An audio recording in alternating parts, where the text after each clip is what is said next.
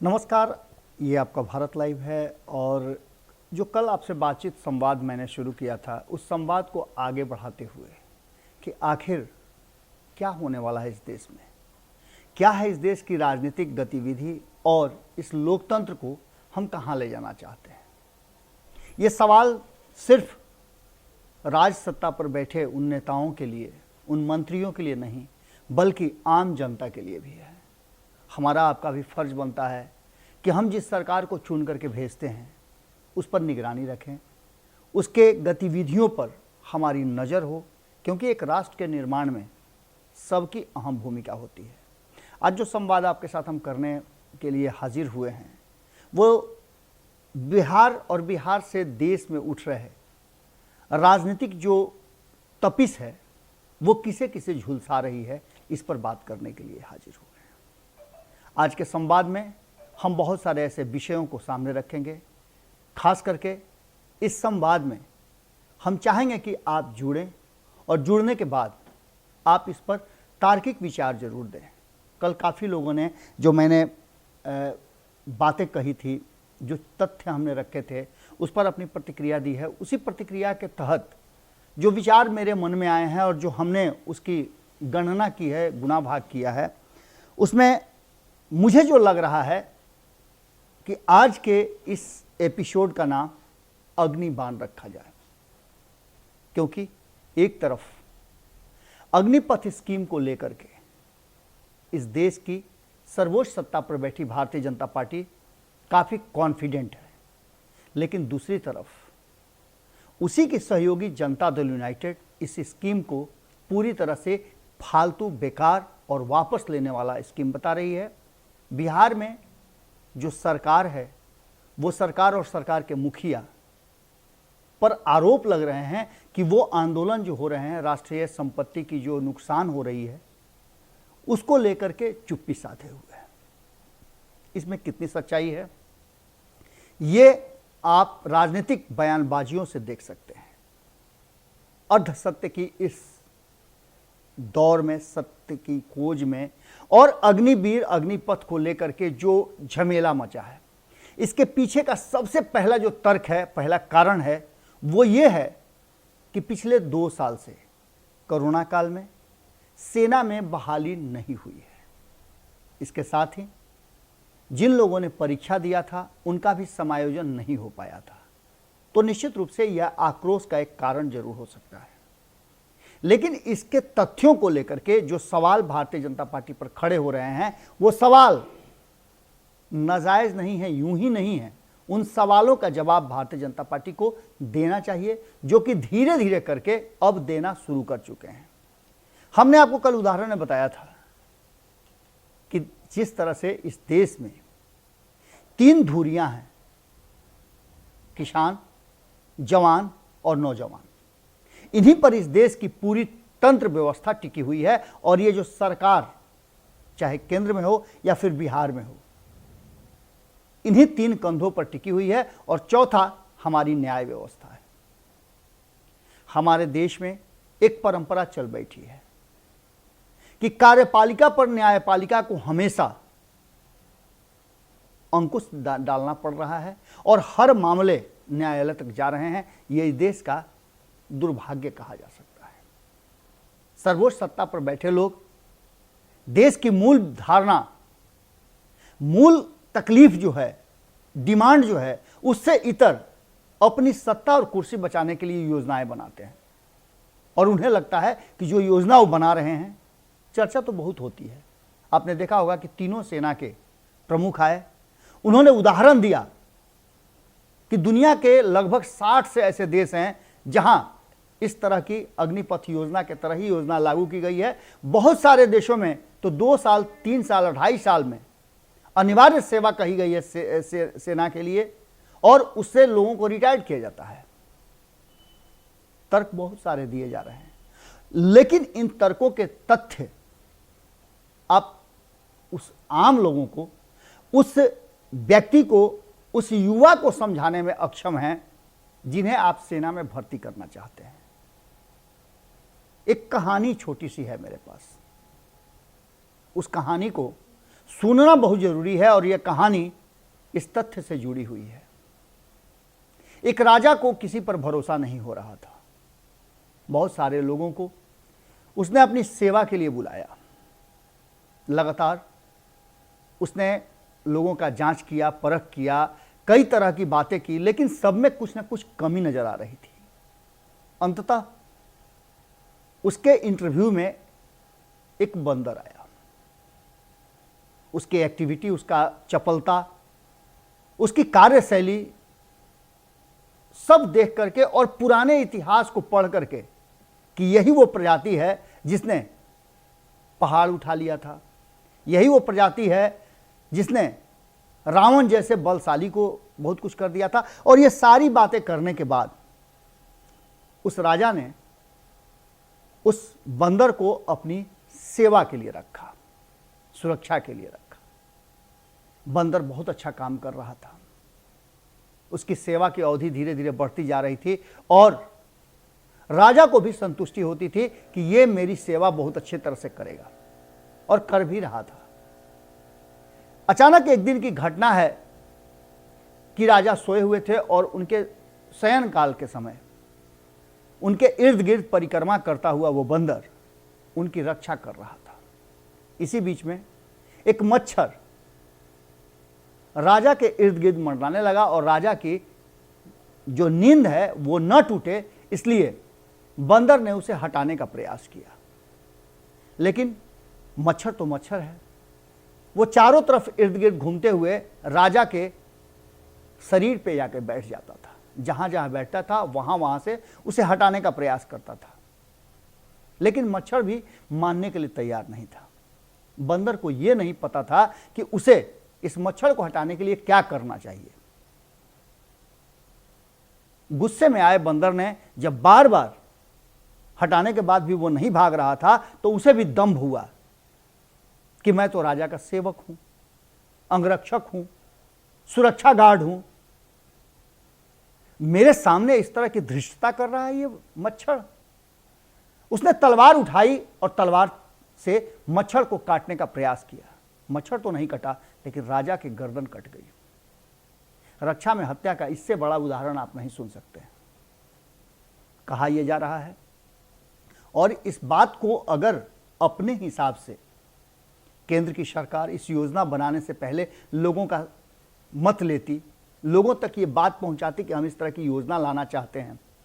देखिए, सबसे बड़ी बात यह है कि आप जो विरोध कर रहे हैं, आपके उग्र विरोध का हम विरोध करते हैं, उसे हम किसी भी तरह से समर्थन नहीं कर सकते हैं, क्योंकि राष्ट्र की संपत्ति करने का अधिकार किसी को नहीं है, चाहे वो निजी हो या फिर राष्ट्रीय हो। ऐसी स्थिति में आप उस लोकतंत्र में जी रहे हैं जिस लोकतंत्र ने सालों साल, सैकड़ों साल तक इस देश पर राज करने वाली अंग्रेजों को बिना किसी तलवार, बिना किसी हथियार, बिना किसी तोड़फोड़ के शांतिपूर्ण आंदोलन से जब वापस भेज दिया, तो इस देश ने दुनिया को एक संदेश दिया है, और अपने ही दिए संदेश को हम भुला रहे हैं। बदली हुई परिस्थिति में बहुत तरह की बातें आपके सामने आ रही होंगी। मीडिया, सोशल मीडिया, कहीं इंटरनेट बंद है तो कहीं कुछ बंद है। आखिर इसकी जरूरत क्यों पड़ी? इस देश के नागरिक जिस पर आप भरोसा करते हैं, जिसे 4 साल की नौकरी दे करके, सेना में सेवा का अवसर दे करके आप उस पर राष्ट्र के निर्माण की नींव रखना चाहते हैं, क्या उस पर आपको भरोसा नहीं है? अगर आपको शुरुआत में ही भरोसा नहीं है, तो फिर आप आगे 4 साल तक इनके साथ क्या करेंगे? या तो इनके साथ छल करेंगे, या फिर इन्हें धोखा दे रहे हैं कि हम आपको इस राष्ट्र के कर्मवीर मानते हैं। ऐसी स्थिति में आप अग्निवीर मानने के लिए तो तैयार हैं, लेकिन उस अग्निवीर से बात करने के लिए तैयार नहीं है। घोषणा यह हो चुकी है कि जिनको रजिस्ट्रेशन कराना है कराएं, और इसकी प्रक्रिया शुरू हो चुकी है। यह किसी भी तरह से नहीं रुकेगा। अच्छी बात है। आपको सरकार होने के नाते यह सोचना चाहिए कि इस देश की रोजगार व्यवस्था कैसे ठीक की जाएगी, कैसे लोगों को बेरोजगारी से मुक्त कराया जाएगा। इस योजना और इस रणनीति से आपके किसी को कोई आपत्ति नहीं है, आप दीजिए ना रोजगार। लेकिन आपने वादा किया था 2 करोड़ रोजगार देने का, वो आपने पूरा किया? हो सकता है आपके पास बहुत सारी चीजें जो आप सरकार में आए तो आपको लग रहा होगा कि हम नहीं कर सकते हैं, लेकिन आपने इस देश की जनता के सामने वो बातें रखी। ठीक है, सुरक्षा से जुड़े हुए मामले जो हैं, राष्ट्र से जुड़े हुए मामले हैं, वो आप आम जनता के सामने नहीं रख सकते हैं, लेकिन आम जनता से जुड़े मामले को आम जनता के सामने रखने में आपको आपत्ति क्या है? इसमें पर्देदारी किस बात की है? सबसे बड़ी बात है कि जिस राष्ट्र के निर्माण की, जिस राष्ट्रभक्ति की बात करते हैं, उस राष्ट्र के लोगों से आप संवाद तक नहीं करते हैं। प्रधानमंत्री जी, आप याद कीजिए ना कि पिछले 8 साल में कब लोगों के बीच में आप गए हैं। आपको संवाद करना होता है तो बड़े बड़े होटलों में, बड़े बड़े ऑडिटोरियम में, चारों तरफ अपनी सुरक्षा से घिरे और लोगों से एक तरफा संवाद करते हैं। उनमें से 4 लोगों को सेलेक्ट करते हैं आप और उनसे पूछते हैं कि बताइए, और वो भी आपके सेलेक्ट किए हुए लोग होते हैं। क्या ऐसे राष्ट्र चलेगा? क्या इसके दम पर आप कहते हैं कि राष्ट्र निर्माण होना चाहिए? वो चंद लोग जो आपके इर्द गिर्द हैं, आपका गुणगान करते हैं, आत्ममुग्धता को प्रोत्साहित करते हैं, आप उससे निकलिए। ये जरूरी नहीं है कि नीतीश कुमार जितनी भी बातें कर रहे हैं वो सारी ठीक कर रहे हैं। हमारे मुख्यमंत्री हैं, सम्माननीय हैं, लेकिन 17 सालों में इन्होंने भी बिहार में रोजगार का वो पैमाना तय नहीं किया, वो रास्ता नहीं बनाया जिससे पलायन रुक सके। और बिहार सबसे बड़ा पलायन प्रदेश कहा जाता है। बिहार शिक्षा को लेकर के सबसे पिछड़ा हुआ राज्य है। हालांकि आईएएस आईपीएस की श्रेणी में बहुत सारे अव्वल लोग यहां से आते हैं और उसमें इसका एक स्थान आता है, लेकिन सामान्य शिक्षा को लेकर के देखा जाए, जनरल कैटेगरी की बात की जाए, तो यहां शिक्षा का स्तर बहुत ही कमजोर है। और इस कमजोर शिक्षा की वजह से ही आपने देखा होगा कि किस तरह से लोग पुलिस और पलटन में जाने के लिए श्रम करते हैं। मैट्रिक और इंटर के लड़के लगातार आपने देखा होगा, आप चले जाइए गांधी मैदान में, पटना के गांधी मैदान से लेकर के इस राज्य के अलग अलग जिलों में आप जाइए, वहां आपको मिल जाएंगे ऐसे युवा जो सैनिक में भर्ती की तैयारी कर रहे हैं। ऐसे लोगों को निश्चित रूप से आपकी इस स्कीम से तकलीफ होगी, क्योंकि ये इस बात के लिए तैयार नहीं थे कि उन्हें टर्म सेवा का अवसर देंगे आप, 4 साल तक नौकरी देकर के बाकी 75% लोगों को रिटायर्ड कर देंगे आप, और उन्हें एक मुश्त 12 लाख रुपया देकर के उनसे आप पिंड छुड़ा लेंगे। यह अच्छी बात है। आपने एक बात कही कि हम कहीं ना कहीं ऐसे लोगों को खोज रहे हैं जो इस राष्ट्र के लिए सब कुछ आहूत करने के लिए स्किल्ड लोग हों, सेना के सर्वोच्च स्थान पे हों। आपका यह भी प्लान कहा जाए तो माना जा सकता है, जिसमें आप कह रहे हैं कि लोगों को जो रिटायर्ड होते हैं उनको पेंशन देना पड़ता है, एक मुश्त देकर के सरकार अपना पिंड छोड़ा ले, और वो जो पैसे बचेंगे पेंशन में, उससे सैन्य सेवा को, हथियार के खरीदारी में, अत्याधुनिक करने में सेना को मदद मिलेगी। उस पैसे को वहां खर्च किया जा सकता है। लेकिन इन सब के बाद आप तुलना करते हैं स्वीडन से, आप तुलना करते हैं अन्य राज्यों से, ब्राजील से तुलना करते हैं। आप इसकी तुलना लगभग 60 ऐसे देशों से करते हैं जिस देश में कहीं ना कहीं इस तरह की व्यवस्था लागू है। लेकिन उस देश की वर्तमान स्थिति और अन्य चीजों को देख करके आपको क्या लगता है? क्या आपको लगता है कि भारत उसके लिए तैयार है? कि भारत में उसने उस तरह की व्यवस्था आपने लागू कर दी 8 सालों में? 8 साल में बेरोजगारी चरम पर पहुंची है। हो सकता है कि 2 साल जो कोरोना काल रहा उसको आप रास्ता बना सकते हैं, हथियार बना सकते हैं, ढाल बना सकते हैं, लेकिन वास्तविकता यह है कि आपने इस देश के युवाओं के भविष्य के साथ कहीं ना कहीं खिलवाड़ किया है। क्योंकि सबसे बड़ी बात है कि आपने उन युवाओं से बात तक नहीं किया है। एक बार अगर बात कर लिए होते तो निश्चित रूप से इसको समझाने और समझने में मदद मिली होती। आज जो वर्तमान स्थिति है उसमें कहीं ना कहीं अग्निपथ की अग्नि परीक्षा है। इस अग्निपथ के अग्नि परीक्षा में कौन पास या कौन फेल, सवाल ये नहीं है। सवाल ये है कि इस पूरे माहौल में इस देश के जो युवा हैं, जिन पर सब कुछ टिका हुआ है, वो कहाँ जा रहे हैं।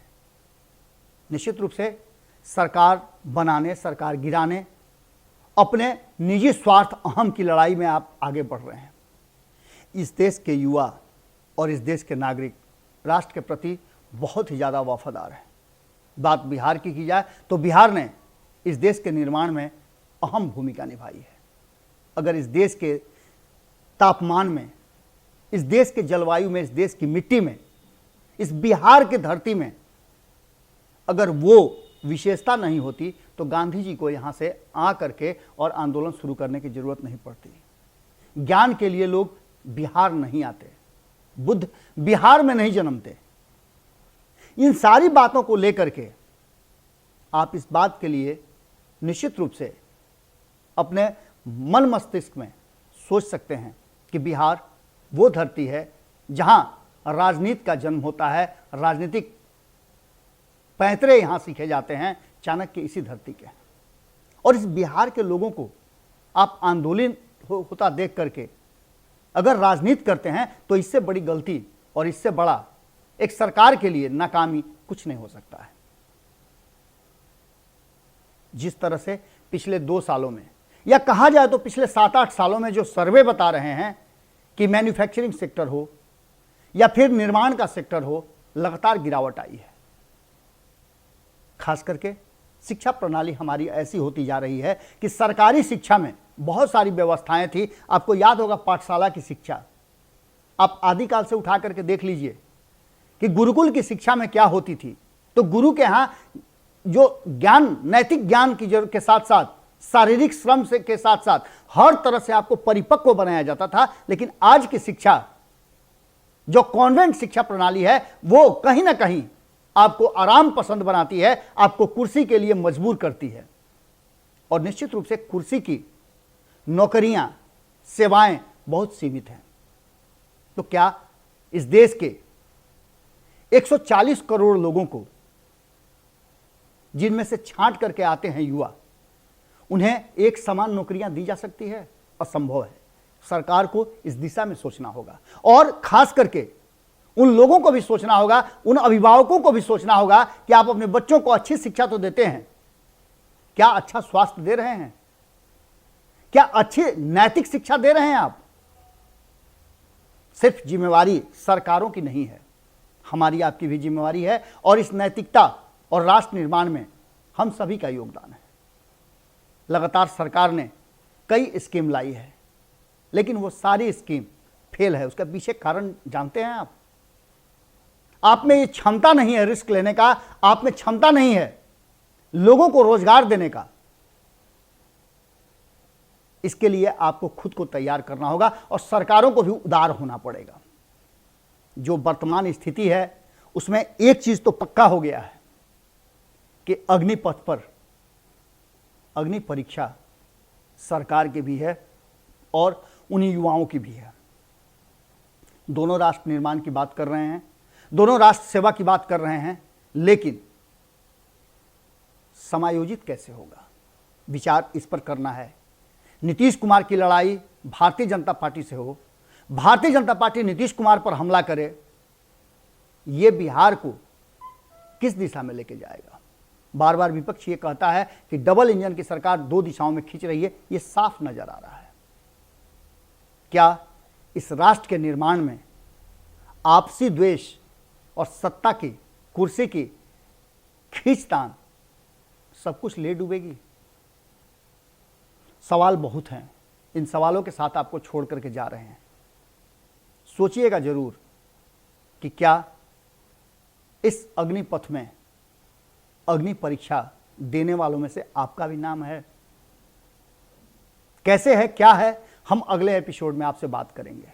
लेकिन एक आग्रह के साथ कि इस राष्ट्र के निर्माण में आपकी सबसे बड़ी भूमिका है। आप युवा जो हैं, जो गांधी मैदान से लेकर के राज्य के अलग अलग जिलों में सेना में भर्ती के लिए तैयारियां कर रहे हैं, सोचिएगा जरूर। सरकार को भी आग्रह करेंगे कि इस पूरे मामले पर एक बार विचार जरूर कीजिएगा। आपने अपने मूछ की लड़ाई में ये तो कह दिया कि इसको किसी भी तरह से हम लागू करेंगे, लगातार आप इसमें परिवर्तन कर रहे हैं। इसका सीधा सा मतलब होता है कि आपने जो रणनीति बनाई, जो योजना बनाई, जो स्कीम बनाई, वो पूरी तरह से फुल प्रूफ नहीं था। किसी भी योजना में जब लगातार परिवर्तन की जरूरत हो, सुधार करने की जरूरत हो और आप सही जवाब नहीं दे पाएं, तो इसका मतलब है कि कहीं लेकिन किंतु परंतु जरूर है। उदार होइए और जो आपके नाम का एक टैग लगा हुआ है कि आप राष्ट्र निर्माण की बात करते हैं, उसको प्रमाणित कीजिए। आपके पास वो वक्त आ गया है, वरना 2024 का चुनाव आ रहा है। इस देश के लोग इतने भी मूर्ख नहीं हैं, इतने भी अनपढ़ गंवार नहीं हैं कि वो आंख मूंद करके इस देश की बागडोर और युवाओं का भविष्य, किसानों का मुस्तकबिल किसी ऐसे हाथ में दे दें जो सक्षम नहीं हो। बहुत बहुत धन्यवाद आपका, आपने जो इस एपिसोड को देखा। आपसे आग्रह करेंगे कि अपने विचार जरूर लिखिएगा, क्योंकि सोशल मीडिया के टू वे कम्युनिकेशन का जो सिलसिला है वो यही दर्शाता है कि आप अपनी बात जरूर रखिए। हमने अपनी बात रख दी, जो हमारी छोटी सी समझ थी, जो हमने रिसर्च किया, उसके आधार पर हम आपसे संवाद कर रहे थे। और इस संवाद के बाद हम आपसे आपके विचार जानने के इच्छुक भी हैं। नमस्कार। अगर ये वीडियो पसंद आई और वह बिहार के राजनीति और बिहारियत से सरोकार रखेनी तो सब्सक्राइब बटन दबा के चैनल के सब्सक्राइब कर ली। ओजे एगो घंटी बा, ओकरा बटन दबा देला से कुल सटीक और मारक खबर रुआ मुफ्त में मिल जाई। अगर रुआ पत्रकारिता के हमनी के नया प्रयोग में सहयोग कर चाहतानी तो ज्वाइन बटन दबा दी। पेटीएम नंबर नोट कर ली 9386816700। धन्यवाद।